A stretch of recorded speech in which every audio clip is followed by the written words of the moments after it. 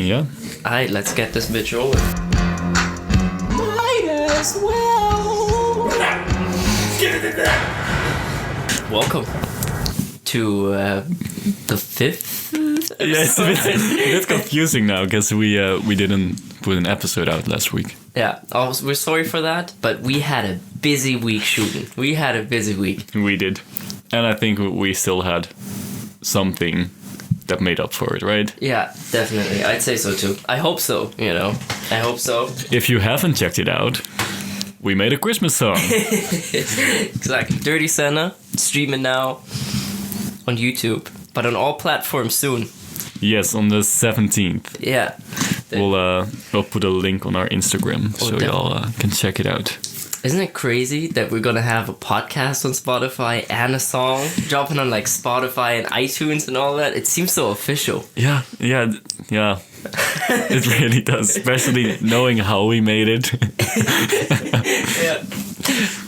Man, that's I mean, fake it till you make it. It's a real thing. Exactly, and I think it's not bad, It's the first song, not first song we did, but it's, we experimented. But we had fun with it, and I think that's the main point. And we saw some of our friends bop to it, and that's already a very big win. Exactly.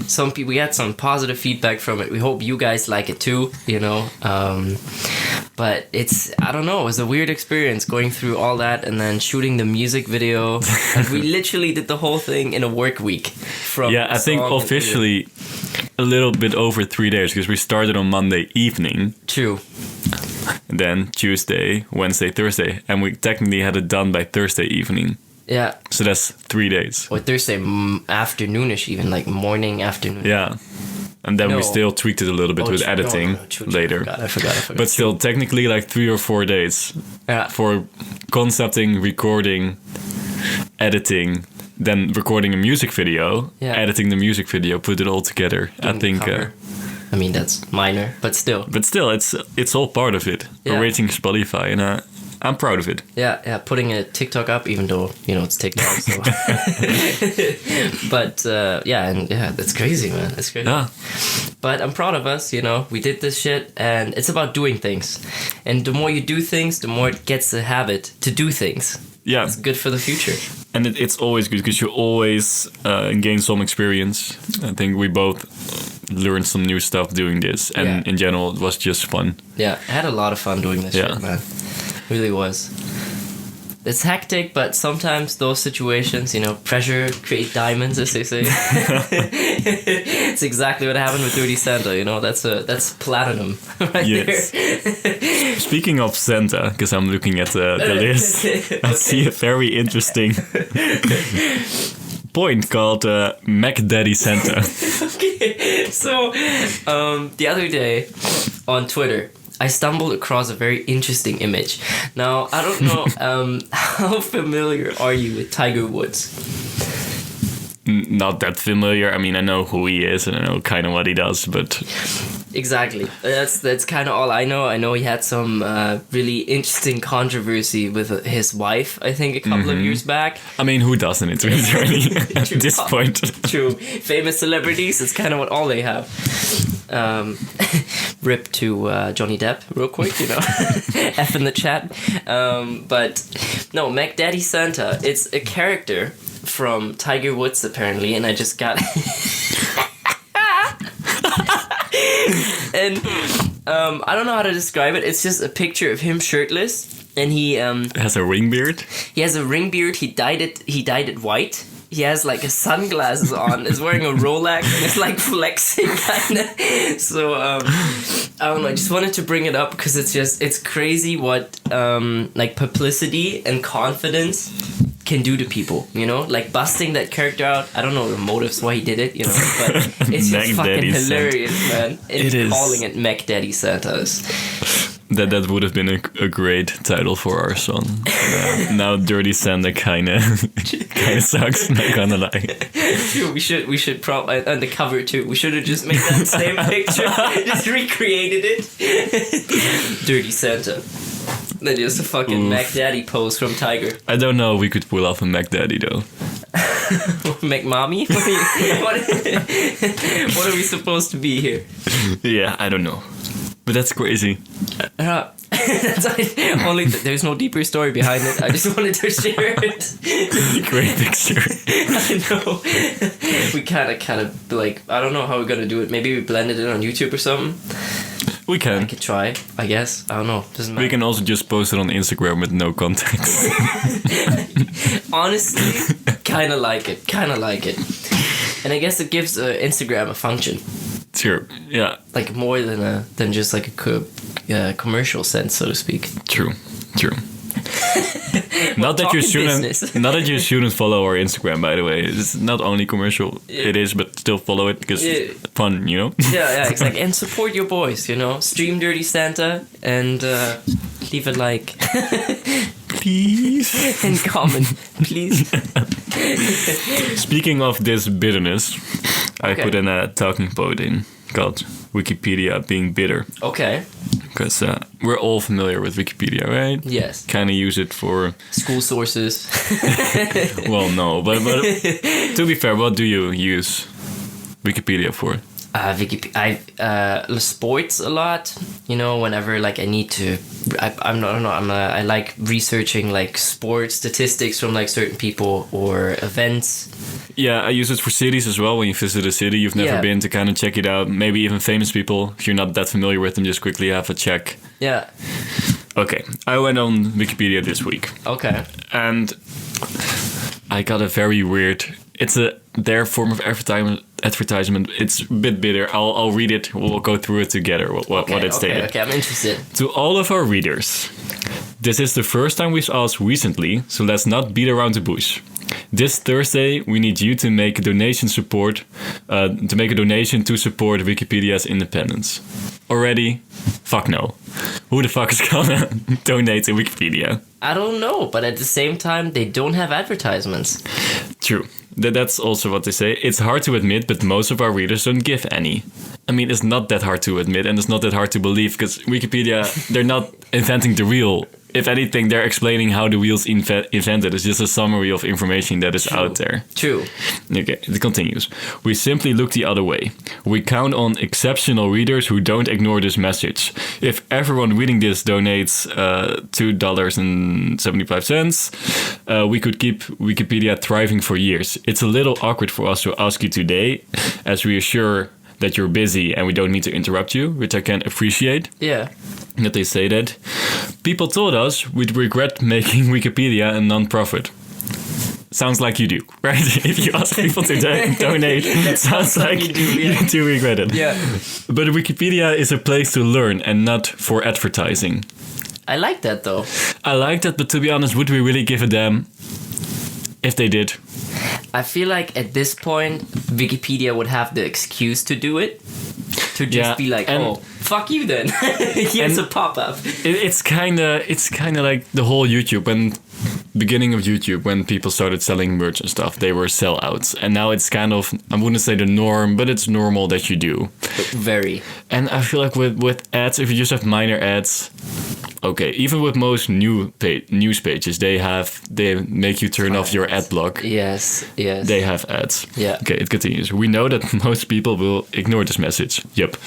But our hope is that you know how valuable it is to have access to a source of open knowledge that doesn't charge you anything, sell you anything, or show you ads. I do agree with that. I do agree, but then again, they just can. They would have money falling out of their ass and they would just add one little ad somewhere. True, but I kind of like the fact that they're like trying to stay independent and don't try to sell out.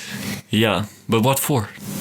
Maybe just to keep something of the internet just like pure. And I don't think it's bad, but it's also, if I'm in Wikipedia's shoes, I don't know how to write that message. Yeah, how would you write it? Like, literally, I don't know what the fuck to say. And it ends with, if Wikipedia provided you with yada yada yada worth of knowledge, then you can donate. And they even have like a pop-up, something that is like $100 that you can donate to Wikipedia. And, it's fine. I mean, I get it. I get that they want money, but it's kind of a weird, bitter, passive aggressiveness of them not wanting to be a non-profit, so we have to give them money. It's also their decision to be a non-profit, right? True. It's just kind of it's kind of hypocrisy, because instead of sponsors, you just take the money from your customers. And it's kind of like talking you into feeling guilty that you use Wikipedia. It's also true. It's like same with WinRAR saying it's going to expire, but it never does. I don't know. It's there, but I'm not going to buy WinRAR Premium, and I'm not going to donate to Wikipedia. But at the same time, I do really appreciate that the services and that's the free. thing. I think we all appreciate Wikipedia, but no one is really going to donate, are we? But I think that's exactly the problem with this society, is that we're all ungrateful. If something is free, right? We're like, oh, something is free. But then if free things want to charge us money, we're like, what is this? What is the audacity? But then at the same time, we like pay, I don't know how much. I recently realized this. I don't know how much money I pay in monthly subscriptions to like software. A like lot. Spotify, Netflix, Adobe programs, Audible. It adds up. It adds up, and I pay so much shit monthly that it's just there for programs that cost I think money. that's also the number one thing they look at when people want to save money, is look at your subscriptions. And I even have subscriptions that I don't even use, but it's like $2. So they're like, can I be fucked to discontinue? To terminate this contract? I don't know. Fair. But yeah, it adds up. I also saw some advertisements for a product, and they said like, if you calculate it back, it's only like $1 a day. I was like, yeah, okay, that doesn't sound like much, but then it is. And then if you think about it, for how many products you use that has like a daily expense, it adds up. Yeah. Even just your utilities that you use, or we don't really use a hair product that often, but like pain. Let's not go into that subject. But like basic stuff you use, it adds up. It adds up. Like your daily costs. I thought about it this morning, actually. Like how expensive is just being alive for me right now. It's expensive, man. It's fucking expensive. Being alive is expensive. Mm-hmm. And it's weird, like, I don't know, and it's tough because sometimes you don't realize it. You just go grocery shopping once in a while, but you still have daily grocery shopping, whole different but it adds up. It adds up, and it's so expensive to live. You know what doesn't add up? The amount you spend on groceries. I can't explain it either, man. It's weird.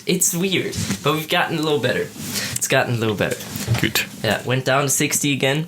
So that's good. That's good. Yeah, 60 is fair. For people listening for a 2-person household. Yeah, and a week. Yeah, that's fair. It's weird because like during COVID it was fine. Like it was constantly like 50, 40, 60 occasionally, it was fine. And then suddenly, like, I don't know, like when school started back up again, it was just 90, 85, 90. And we're like, what the fuck is going on? The funniest thing about this is I work with Philip, right? And this fucker always gets food in a break. So in the end, he pays even more. And I really don't know how the fuck he's spending like $80 on groceries and then doesn't even have food for work. I don't know either, man. It's grocery shopping. I need to read a book on it, It's a whole science that I don't understand. Well, honestly, I would appreciate having had a subject in high school that was just called How to Adult, where you just learn how to pay taxes, how to do groceries, just basic shit. Yeah, I'd love that. On that note, I have a great transition to it. I put on the talking points the Flat Earth Society. And one thing, how are you gonna link this? No. One thing that we always see in school is the world being a globe. Yeah. It's always being taught. So it's such a belief that is embedded in our brains, right? So yesterday I was like, you know what, fuck it, because I went on Netflix and I saw a documentary about the Flat Earth Society. I've seen it as well. Yeah? Yeah. You've seen it? Okay, that's interesting. I love to talk about it, man. It's been a while, but I've seen it. Okay, so first of all, I want to say, I imagined it differently. I didn't imagine it to be that wholesome. Let's just say it at that. Because like the whole thing is just featured around those people who just, I guess, lost all belief in everything. But that somehow gave them a lot of power to create what they really want to do. True. And that's interesting to me. True. The thing that stuck with me the most from the documentary is that's also how we think, because that's why it stuck with me. It's, but what if we're right? What if they're right? What if the Earth is flat? Everyone would freak the fuck out. So it actually, because that's also the thing. Why would we keep it a secret that the Earth is flat? Yeah. Because everyone would freak the fuck out if we find out that everything we believed in is fucking wrong in our whole school system. The whole belief system would fall apart. Yeah. But to be honest, I kind of felt like with the Flat Earth Society from the documentary that it kind of looked like, controversial topic, kind of people who never really belonged to a group and now found a group they can belong to and then kind of have their friends. No, I agree. I completely agree. It does seem like a group of outsiders who have found a group that they fit in finally. Yeah. And the crazier your ideas are, the more people they support you, right? So they finally have their support. Yeah. But it's such a weird contrary if you usually like conspiracy theories or like you're enticed by them, so to speak. Mm-hmm. If you get too deep, if you keep reading other conspiracy theories, then you are at a point where, I watched a documentary yesterday, and like at short bits, I'm like, damn, if this would be true, this would be crazy, which is, I guess, also part of questioning it already. Yeah. Which is honestly, I'm not saying the Earth is flat. I'm saying if it would be fucking crazy. It would. And it would mess up the world. People would lose their mind. Oh, completely. But I'm honestly, I hope they're going to do this at some point, because the whole space thing is becoming more commercial, right, at this point. Yeah. Because the Flat Earth Society has a leader. Yeah. Can we, with some sort of crowdfunding, send him up to space so he can have a look and he can see if it's flat or if it's a globe? That would be a great way of doing it. But they also talked about one thing in the documentary which I really liked, is that they're just gonna, I like how their science experiments, because it's so tough. Because they say science is not an argument, right? Yeah. Which basically debunks also every type of math they're trying to do to prove that the Earth is flat, right? Yeah. So what they're trying to do is just do the basic scientific experiments possible in order to prove that the Earth is flat or not, right? So they had, in the documentary, there was this one where he just used a laser pointer, put it on a tripod, laser pointer, and just checked if it would hit the markers in like a certain amount of distance. Uh-huh. And it shouldn't, so it didn't really work out, but that's not the point. But they want to do an expedition to Antarctica to see if there's a wall. If the world ends, so to speak. Okay, yeah, because if you go around, then it can be flat. Yeah, exactly. Yeah. But I'm interested. Yeah. I'm interested. And it's definitely good to stay critical of everything. Yeah. I saw a very interesting discussion of a scientist and a flat earther. And I really like the comment of the scientist that, let me remember what he said. He said the difference between most conspiracy theorists and scientists is that scientists love to be proved wrong. Okay. Yeah, okay. And I think that's very interesting. Because I'm not saying conspiracy theorists, they don't... I feel like most of them don't really want to be proven wrong, because they feel like they figured something out. And that's kind of your idea. And that just fucking sucks if someone debunks it, right? Yeah. But in science, it's the best thing that can happen if someone debunks your theory, because it's a whole another layer to knowledge. So they actually, in general, or what we should believe, to put in a way, is that scientists are more open to being debunked than conspiracy theorists. I think it depends. Like, imagine you're a scientist and you do like an extensive ass experiment to prove something, right? And then you prove it and you're like, fuck yeah, I'm on top of the world. You win a Nobel Prize. A year later, someone comes around and like, yo, doesn't add up. It's wrong. And he's right. And technically, he debunked your theory. But what do you do then? You have your physics Nobel Prize and you're depressed. Yeah. It would suck. But that would be great if everyone in the discussion would be open to, from both sides, would be open to being proven wrong. Because then you also enter the discussion differently. Yeah, 100%. communication is weirdly enough one of the most important things, but one of the most neglected things. It's just everybody talks, but no one really listens. Yeah. If that makes sense. Yeah. And it's just, you have your opinion, and you stick to that fucking opinion. You don't give a fuck. At least, you know, most. Especially now with all the platforms out there, like Twitter. I feel like a lot of people feel way more entitled of their opinion now than back in the day. Everywhere. I love how I say back in the day and I'm 20 years old. What the fuck? You're getting old, But you know, bro. if it's true, it's true.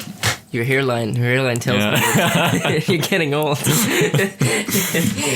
Speaking of conspiracies, I see something with a UFO in there in the talking points. Okay, so yesterday, right? I went on a weird Netflix binge.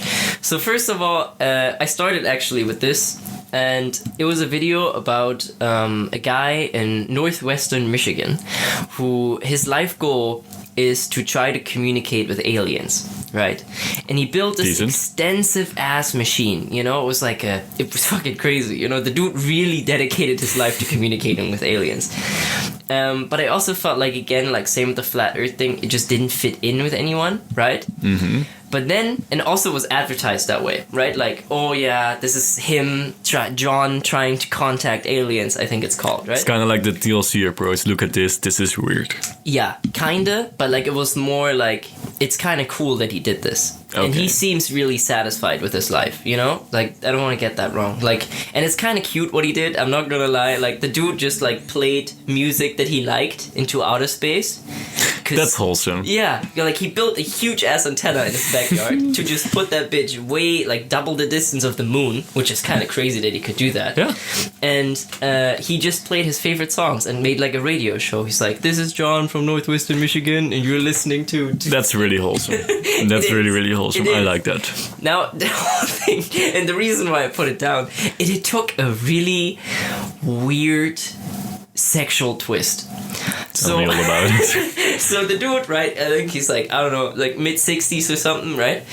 And he's just Those people horny as fuck. Yeah, but like, it was weird. Because the whole thing, it wasn't a show. It was 15 minutes, right? Mm-hmm. So at this point, I'm like, I don't know, like 8-9 minutes in. And then, like, the next 4 or 5 minutes where it's like his gay love story with this other dude, like they both look the same, like that beards, you know, like beards like crazy, and they just shared like their most intimate like gay relationship and how they were, and I don't have a problem with it, like don't get me wrong here, I'm just bringing it up because I was trying to see how he's trying to contact aliens, and half of the thing was about his gay relationship with this other dude, and it's like, it's nice, you know, I'm happy for you and you found someone, that's great, but it's this whole thing was just, it took such an unexpected twist, it was weird. Yeah, and it's in a way it's also I guess a good thing because it's normalizing being gay, but on the other hand, if you keep pointing it out, you make it different. Yeah. And you make it something out of the ordinary, if that makes sense. Yeah, true. It would just be, because even now, it's like, oh, are you? This is him. He's gay. Usually one of the first things you hear about a gay person is that they're gay. Yeah, fair. And you wouldn't introduce me and say, this is Jason. He's straight, by the way. Yeah, exactly. Some people have to do that, by the way, just to be clear. But it's not the usual thing to do. Yeah, true. It's kind of weird how by trying to make it more normal, you make it less normal. Yeah. And I think the same thing applies to racism. I feel like of course, racism is a big problem, but it is just because people of both parties, the anti-racism and racism, make it such a big topic. Because it's there. You know, now we are at a point, if you are on Twitter too long, you may question how you approach someone because people have opinions like, oh, you need to put your race in your Twitter bio because some people may not want to contact you if you're white. And you're like, what? What am I supposed to do, you know? It's weird. Yeah. And about them being gay thing, I think it would be great in the future if, let's say we have kids, they come home and it's either a girl or boy or whatever they identify as, and that's just it. Yeah, there's no question asked. It's just, oh, they bring home that's fine. Yeah. It's just, you don't even think like, oh, but he's gay, so he's out of the ordinary. It's just, okay. That you know, just it might sound weird, but that bringing anything, if you have a son, him bringing anything home, anyone home that isn't a girl, would be viewed just the same. Yeah. And you wouldn't have to have a conversation with your parents of coming out, because it wouldn't be a big deal, because it would just be their normal way to go. Yeah. That would be great, but it takes a while to get there. True. I think like when once we're like more in an age where kids are normal, I think our generation is mostly going to have somewhat of a different approach to it. Like I feel like our generation is less conservative than the ones before. Mm-hmm. And I think that's gonna keep on being better.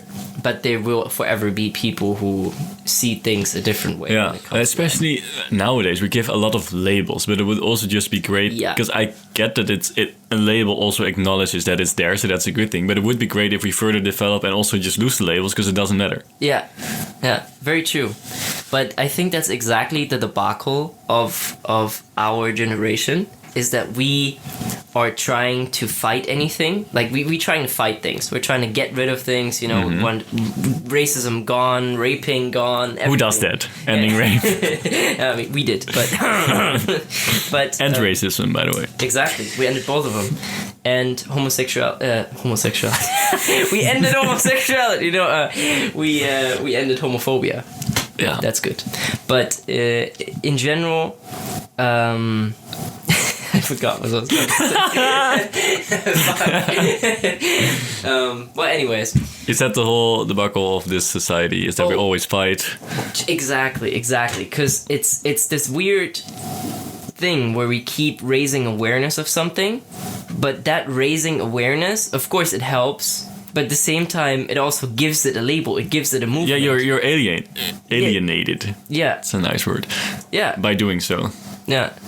It's this weird contrast where like raising awareness for such a cause helps, but it also doesn't. Yeah. It's a weird contradict.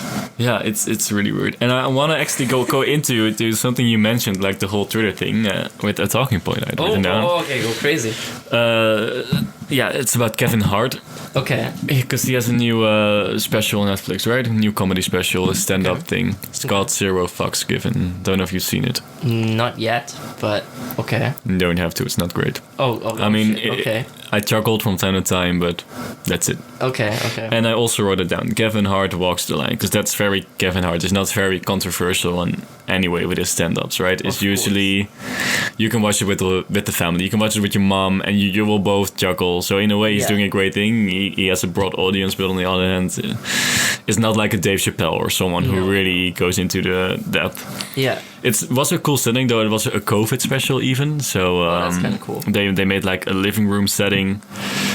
That was cool, but also I hope, because I get it that's now, but I hope that when COVID is over, that when we go to theaters and we see stand-ups, that it doesn't talk about COVID again. I hope at some point we can just like leave it behind us, if that makes sense. I hope most television shows or comedians will stop talking about it, because that's going to be difficult though if you're a stand-up comedian, because you talk about your live events. But I hope then we can just leave it behind us. However, in this special, Kevin Hart said something that when I watched it, didn't even think it was controversial, but then Twitter blew up afterwards, because he mentioned that his daughter dated a lot of guys, and he basically called her a hoe. And Twitter went crazy. He called her a hoe? No, that her actions were hoe-esque, if that makes sense. What? Okay, but I get. Okay. I mean, it's a comedian, right? Yeah, of course. That's the whole thing about comedians. Yeah. It shouldn't be taken too seriously in that manner. And it's also Kevin Hart. It's Kevin Hart, exactly. And it's his daughter. I mean, would assume that, like when Trump says, if my daughter wasn't my daughter, I would fuck her. I feel like that's way more controversial than just saying, oh, my daughter dates a lot of guys, kind of hoe-ish. You know? Yeah, exactly. But yeah, Twitter went crazy. And I think Kevin Hart didn't pull a good move there. He went, I don't know what it's called. It's like a group conversation thing. It's kind of like he went into like a Zoom session with like 70 of his haters to talk. Oh, that's not a good idea. That's not a good Clubhouse. Idea. It's called Clubhouse. Okay. Yeah, it's I can appreciate it that he wants to talk about it, but on the other hand, you're digging a hole for yourself. Yeah. And in this discussion, he also didn't pull a good move because he compared his action to Hannibal, another comedian who this was like a good Bill Cosby reference, so not a good move to pull. Okay. Yeah, okay. But then this girl started talking about, as a black woman, and you mentioned Bill Cosby and he was so wrong and he did this to people. And then Kevin Hart asked her, okay, I'll let you speak, now you let me speak. Just answer my questions.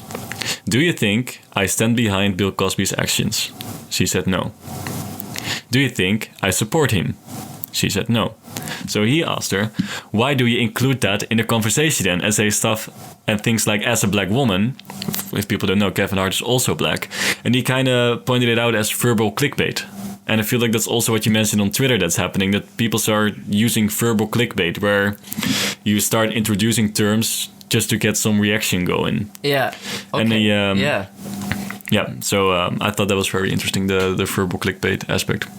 I see that. I honestly do see that. And I think it drags attention to see race, in a so to speak. Yeah, and it's sometimes also, it's introduced, I've seen it happen in discussion as well, and it redirects from the whole subject you're talking about, and it's suddenly talking about something else where, no, I wasn't against that, but now you're putting it in, and now we have to talk about that. And then the discussion kind of changes. But however, not a smart move to pull from Kevin Hart to talk to your friends. It's kind of like he was a piñata hanging on a string and the people couldn't reach him and he decided to go down. But he couldn't reach it either. You're short king too, man. And he decided to go down and got beat up. So, yeah, that's rough. But I mean, shout out to him. I think that's a tough position to put yourself in. I think, like, from what I know from him, I think he's very hardworking and he tests every joke and everything. Like, yeah, it's a dedicated community. And he's hustling. He's a hard worker. Also, with his whole movie career and shit, he out there. Yeah, he works hard, man. Yeah. He works hard. You know? But I do agree with the whole verbal thing, and it is what we said before. But in a weird comparison, I feel like race is kind of just like the maximum of a sports teams. Like, it's just kind of like, you don't root for it necessarily. That sounds also kind of... Where are you going with this? I'm really curious. Also digging myself over here. You see me in a call with 70 Twitter users soon. Start downloading Clubhouse, bro. But I feel like just as a very, very broad term, it's at some point sports teams get acknowledged and they also create attention. If you're in the world of sports, you know the names, you know what's out there, and you kind of have a favorite. What? It's getting worse. But I don't know where I was going with this, but I'm just saying. No, I don't know. Fuck it. Let's not. You gotta save yourself, around. You can't stay in this hole. You need to get out. I support you. Let's find a way out together. Okay. So sports teams, right? Yeah. What I think of, I don't mean it in like a cherishing way, but it's just, it's there. It's an option for you to choose. Race you can choose, right? Yeah. But of course, sport teams you can, race you can't, just quickly. Mm-hmm. But overall, it creates attention to read your sports team in an article, or that's something that you feel interested in. So I feel like just psychologically, if you hear races mentioned in articles, or if you hear it's something that concerns you, just like a sports team, your interest is like, I don't know, fucking yeah, Manchester. And that's exactly why it is verbal clickbait, because it triggers people. Yeah. And they're using language to trigger people that is not even part of the discussion, but just triggering. Yeah. Yeah. But by the way, you don't need to watch the special. It's it's pretty ass. Okay. The whole sports analogy, that's also what I think is part of the problem now, like, especially doing a podcast, because it's recorded, right? And it's uncut. It's uncut. We are walking on eggshells. It's a 1 hour conversation, and me streaming doesn't help this either. It's very dangerous necessarily, because nowadays you get cancelled cancel culture is a real thing. So quickly for just slipping up one sentence that you didn't even mean that way, but you just said it. And by the way, also weird because the Netflix special was called Zero Fucks Given. Yeah. And there were people who tried to cancel Kevin Hart, and he went into conversation with them. Yeah. But that basically shows that you care, right? Yeah. That you care a lot, actually. Yeah. But yeah, people tried to cancel him because he said his daughter was a hoe. But again, like everybody tries to cancel everything because why? It creates attention. So if you're the one that started the whole I canceled Kevin Hart movement, then you also have some kind of like imaginary Twitter stamp like, this user canceled Kevin Hart. Yeah, and it's also a weird balance because in one way I can also say, because I know, for example, I know Kevin's Hart, his daughter wasn't bothered by it. Yeah. So why would some random ass Twitter user be offended by it? And I get there's also a balance there because bad behavior is still bad behavior. Yeah. But it's also weird, especially in the context of a comedy special, and the person involved isn't offended, to then start complaining. That's not your discussion then. Yeah. I completely agree, but it's you see it so much, especially on Twitter, where people of multiple races get like issues of like, you shouldn't call, like, for example, just this is a stereotype, just straight up, like a white blonde girl from California, right? Just saying, that would be very likely to just be like, you can't say this to a black person because they would be offended. It's like, okay, I get your point, but the same point, like if it's a conversation between like three people or whatever, right? And one of them happens to be black, and the black person said, no, it's fine. Then like, but she's still getting rattled up about it, Yeah. And it's a stereotype. I'm not saying everybody, No, I get you. As an example. Because again, eggshells, man.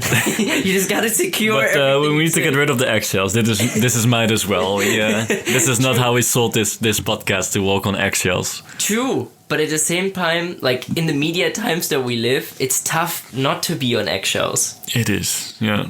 It's like a constant anxiety in the back of the head that's like, what the fuck if this goes wrong? True. And I think that the main factor here is that we are a comedy podcast. Yeah. And that's my favorite thing about comedy.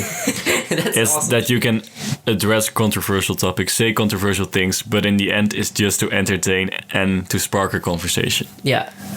So even if you say something ironically bad, then please better me, because then there's a conversation that is sparked. So that's the great thing about comedy. But that's true. Don't take things too seriously. That shouldn't be taken too seriously. And that's another thing is everything is taken out of context, because everybody can take like a 2-second clip from like me just like rambling about the sports teams, for example, and just be like, sport teams are like a race because you have a favorite or something, Yeah. If you take it out of context, and I look like a complete asshole. True. So, but then please, if it happens, don't go on Clubhouse. I will go on Clubhouse. I will dig my hole so deep, I have no chance of getting out of it. I really wonder how he made that decision. I'm gonna talk to this people. I'm gonna sort this out. And they're really like 70 Twitter users in a Zoom call. Man, fuck, that's a tough crowd. Did you try a stand-up set on them? Just first sentence walks in there. My mom's a hoe. That'd be kind of funny. Good vibes, man. COVID. Well, I mean, COVID. Good vibes, COVID. It's COVID is however you want to say it. The reason, I put it in talking points. I don't want to talk too much about it because exactly what you mentioned. We've been in this situation for so long, and at this point, it's kind of like beating a dead horse. Yeah, and entertainment like this should be an distraction. Sorry. Yeah, true. From, so let's not talk about it. Let's not. Let's. I do want to talk. Okay. I'm kind of disappointed because the vaccine is here, and the first woman in the world has been vaccinated. Yeah, I think in the UK she was 95 years old. I think. Kind of crazy. Okay. I'm fucking disappointed because we all grandmas are sassy as fuck. Yeah. If I was in that position and they gave me the vaccine, I rolled up my sleeve. Yeah. They put the injection in me. I would pretend to die. Just for the fun of it. I'm so upset that she didn't do that. That's very fair. That's a missed opportunity right there. Yeah. I'm dying. Would be good, man. But I mean that's the reason I put it down. You know, vaccines in general, weird topic, really weird topic, but I don't know. It's exactly the point of like I mean, this has been a really societal episode, but I feel like it's just the same thing again. You hear from some sources, oh, this vaccine is gonna kill us, and from some, the vaccine is finally here. Yeah. And then we're in the middle of it, like, like the fuck. But I don't want to go on holiday, so I guess I'll take it. But I also don't want to turn into an ape. So what do I do? Exactly. It's a weird thing, man. It's a weird thing. But COVID is COVID, so let's leave it at that. Yeah.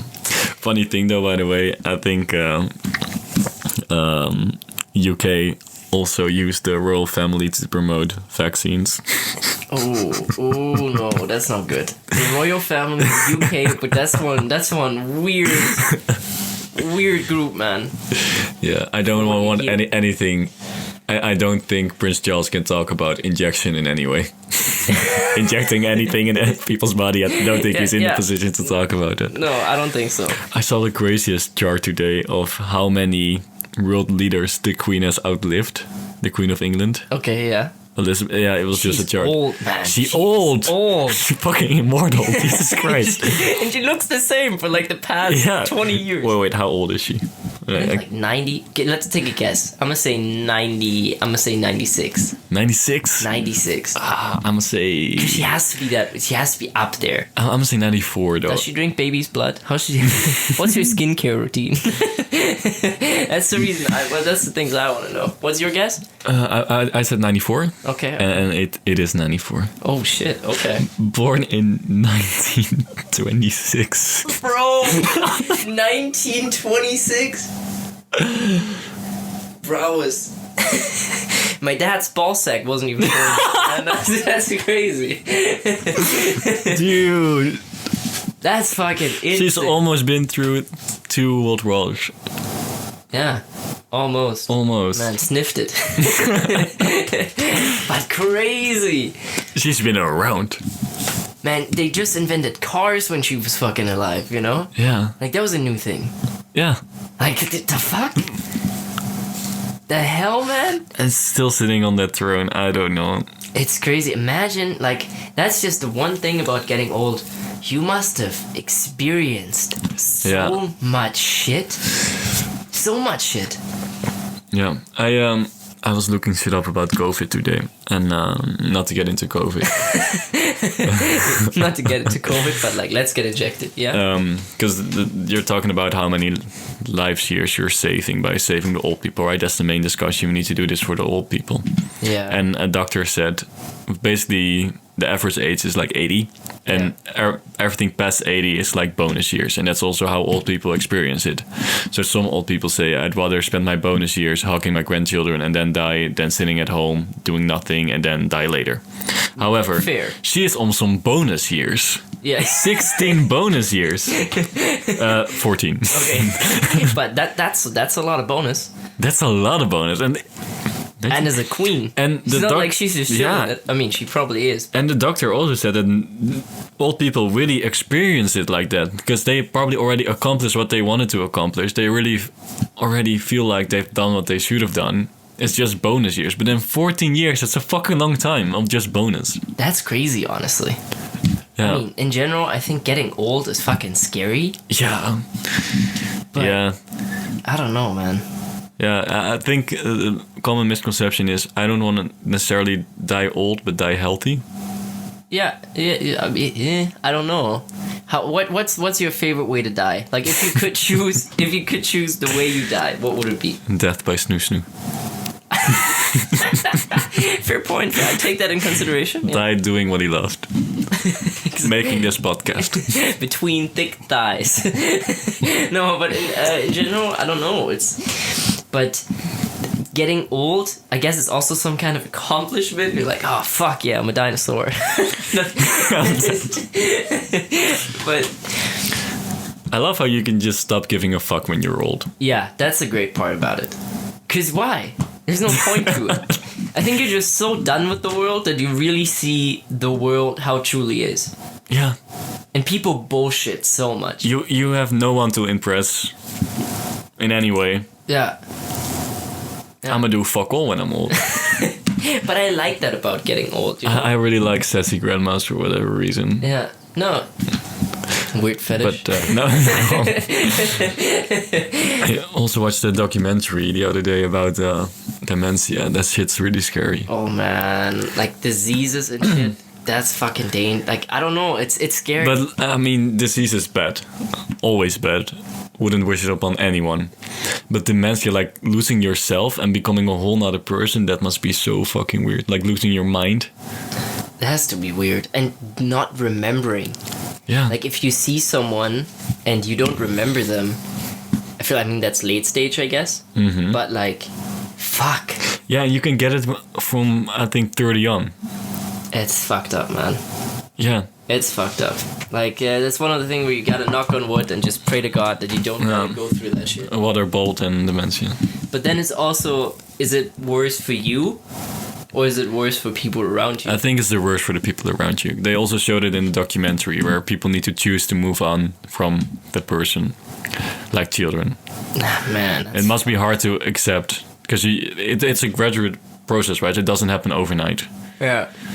You gradually start to forget shit, and you know at some point she won't recognize. If it is your wife talking for us, she won't recognize me anymore. Fuck. Yeah. That's fucked up, man. Yeah. This got dark quickly. But it's also oddly entertaining to watch, though. I mean, it's kind of bittersweet, but to see people trying to... Because they had like a home for people with dementia, and every day they will try to escape because they don't remember that they already tried it yesterday. Oh, shit. That is kind of sad, but it is kind of... I guess there is some humor into it, you know? Yeah, it's bittersweet. Yeah, true. Do you think a dementia patient sometimes act like they don't remember something? No, I don't think so. Like if you're really like say you're like really like Scooby Doo. Here comes Scooby Doo. No, but like the Scrooge McDuck, right? You hate people. And you don't give a fuck about them. Now you have dementia, and then you suddenly see your ex-wife that you don't like, and like, I don't remember.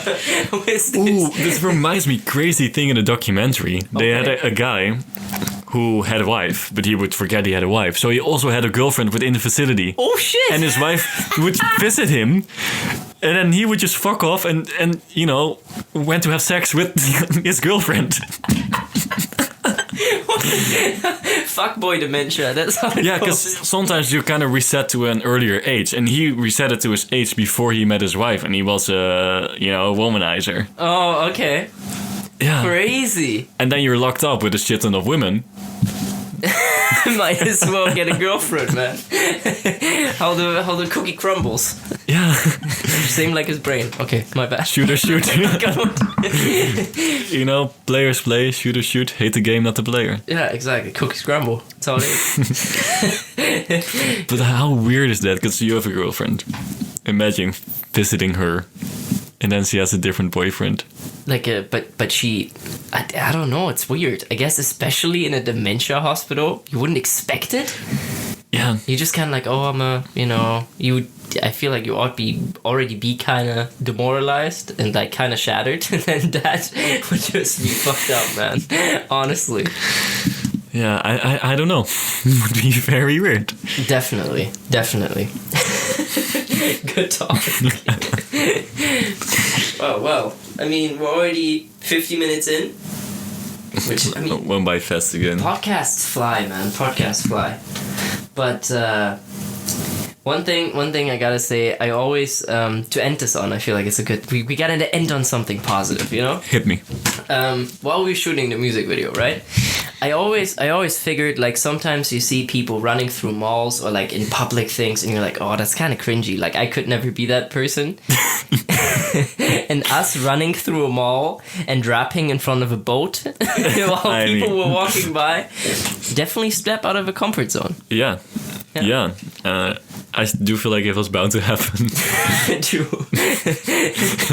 But it's I think you always look at those things and maybe sometimes you go like, oh, that's cringy, oh, that's cringy, but it's also kind of crazy that people are able to actually do it. Yeah, and it's a skill. I think what really helped us is that we, speaking for myself here, but I think also for you, that we just had the bigger picture in mind. Because we knew how cool would it be, the end product would be, you know? How this is going to look so cool. And then we have a song on Spotify with the music video. Yeah, exactly. We're going to go there, you know? We're going to do this stuff. And then having to do cringy shit is not that important. No, as long as you have a cause for doing it, then it helps you just mentally, I feel like. Yeah. If we would just sprint in a mall without a video camera, it would be hella weird. Yeah, but there's a bigger picture here. Exactly. But I think that's a good note to end on, you know? Like, if you do something for the right reason, for the good reason, then it's easier for yourself to step out of your comfort zone. Yeah, and same with projects. I mean, this definitely isn't technically the best song there is. It's fun, but I think in most projects, you're not gonna hit it perfectly on the first try.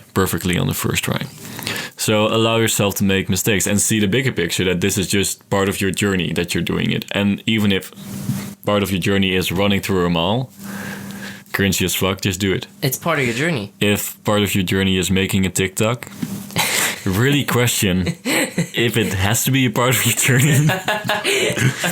Hate yourself and do it. Yeah, no, exactly. But also look at yourself. Like, I feel like it's really a big step for someone to like create their own project. I feel like what always I mean, of course everybody says, oh, success is hard work, right? And it is. But at least in most cases, and a tiny bit of luck. Yeah, definitely, tiny bit of luck. Always. Timing, very important. A lot of factors, but hard work is definitely one way. It's a vital factor. If you can do it without that. Yeah, you're definitely going to have a more longevity if you work hard, and but that's one point. But I think it always gets scrubbed under the table. That whole starting process is the toughest thing. Yeah. The starting. You have an idea, but you can't just keep thinking about it. You gotta go out there and fucking do it. Before I went here, I watched this video about a young entrepreneur who made his money selling watches, vintage watches, and he said a very interesting thing. The first 100 grand is so much harder to make than your first million. Yeah. 100%. It's what everybody, you know, like the first million is the hardest or whatever, but that's kind of like big scale. But even if you build an audience, the first 100 are tough, you know. I mean, you have a couple of friends jumping in, but we're not there yet. It's better. No, exactly. I don't think so. We're not there yet. No, exactly. So thank you for listening. You're part of the beginning of the journey. Yeah, exactly. This who knows how long this goes, where it takes us, but we're excited to take you on this journey with us. Yeah, and we're not gonna stop. We're out here. Exactly. And with that continuing, we'll see you next week. That was a good ending. Alright, okay. Have a great week, guys. And thank you for listening. Very much. Might as well. Give it to that.